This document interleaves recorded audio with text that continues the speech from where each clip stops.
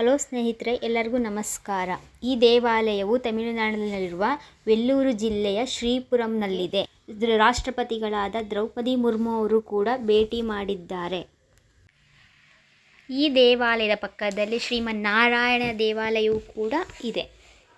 ಶ್ರೀ ವಿಷ್ಣು ಅಲಂಕಾರ ಪ್ರಿಯರಾಗಿ ಕಂಗೊಳಿಸುತ್ತಿದ್ದಾರೆ.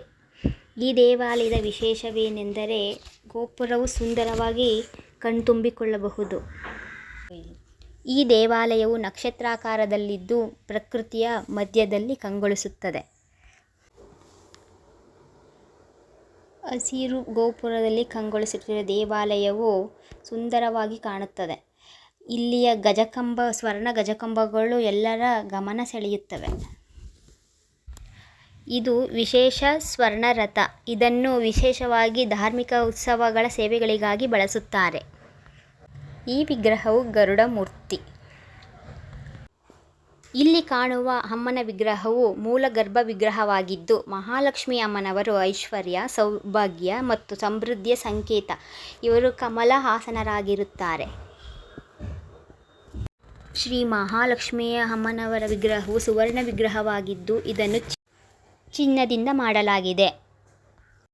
ಭಕ್ತರು ಸುಮಾರು 1.8 ಕಿಲೋಮೀಟರ್ ನಡೆದು ಗರ್ಭಗುಡಿಯನ್ನು ಸೇರುತ್ತಾರೆ. ಈ ಗೋಪುರವು ರಾತ್ರಿಯ ವೇಳೆಯಲ್ಲಿ ಸುಂದರವಾಗಿ ಕಂಗೊಳಿಸುತ್ತದೆ. ಇಲ್ಲಿಯ ಸ್ವರ್ಣ ಕಂಬಗಳು ಮನೋಹರವಾಗಿದ್ದು ಎಲ್ಲರ ಕಣ್ಸೆಳೆಯುತ್ತವೆ.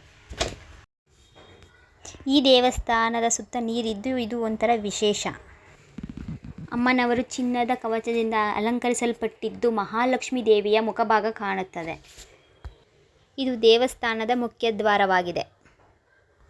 ಭಕ್ತರು ಈ ಸ್ಥಳದಿಂದಲೇ ಒಳಗಡೆಗೆ ಹೋಗಬೇಕು. ಈ ದೇವಾಲಯಕ್ಕೆ ರಾತ್ರಿಯ ವೇಳೆ ಹೆಚ್ಚಿನ ಸಂಖ್ಯೆಯ ಭಕ್ತರು ಬರುತ್ತಾರೆ ಹಾಗೂ ಪ್ರವಾಸಿಗರು ಬರುತ್ತಾರೆ. ಈ ದೇವಾಲಯದ ರಾತ್ರಿ ವೇಳೆಯ ದೀಪ ಅಲಂಕಾರ ತುಂಬ ಸುಂದರ. ನೀರಿನಲ್ಲಿ ರಾತ್ರಿಯ ವೇಳೆ ದೇವಸ್ಥಾನದ ಪ್ರತಿರೂಪ ಕಂಗೊಳಿಸುತ್ತದೆ. ಇದು ಪ್ರವಾಸಿ ತಾಣವೂ ಕೂಡ ಹೌದು. ಇಲ್ಲಿಯ ಬೆಳ್ಳಿಯ ಗೋಮಾತೆಯು ಈ ದೇವಸ್ಥಾನದ ವಿಶೇಷತೆ ಕೂಡ ಹೌದು.